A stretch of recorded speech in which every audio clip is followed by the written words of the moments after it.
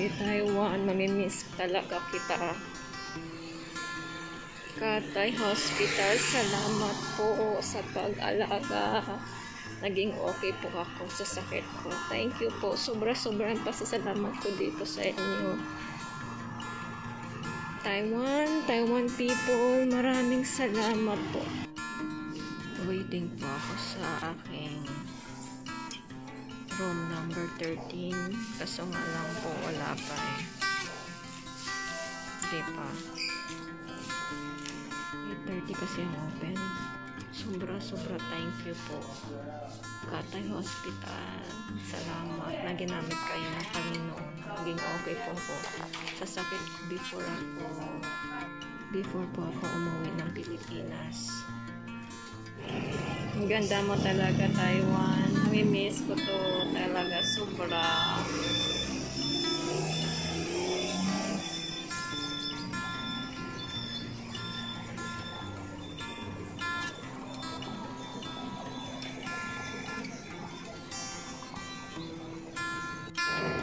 Miss ko talaga to. Hi, OFW sa Taiwan. Pag finish contract, ganito talagang mararamdaman mo yung miss mo lahat. Yung lugar, yung tao, yung pagkain. Gaya dyan, may yakiniko. Super ang sarap niyan.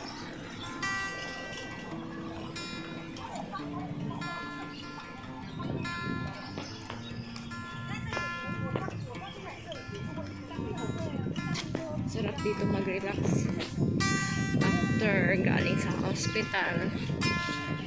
Relax muna tayo, tapos kakain.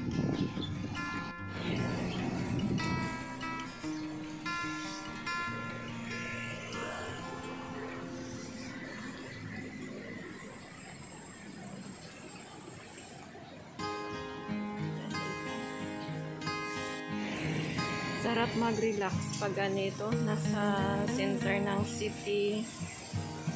Opo. May naglilinis.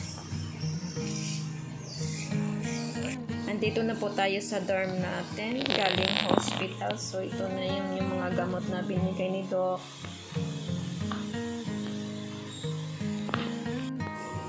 Dahil sa sobrang daming gamot na di-take araw-araw, para na akong nagsusungka nito.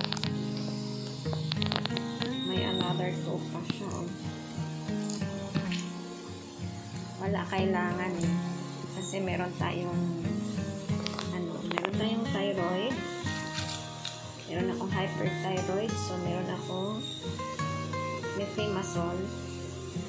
Tsaka itong the rest ng gamot na to, plus itong amoxicillin. Meron kasi akong acute gastritis. Maraming butas yung yung large intestine ko, tapos meron pa akong scratch sa small intestine ko. Kaya ito, maraming gamot araw-araw. Pero to siya, hindi ko pa na ilagay lahat kasi maliit lang yung lagayan ko. Bali for 1 month medication. Kaya it's better to prevent than to cure. Kaya kain kayo ng healthy foods. More on veggies and fruits tayo. At saka huwag matigas ang ulo. So dito lang muna tayo. Till next guys. Thank you for watching. Salamat po.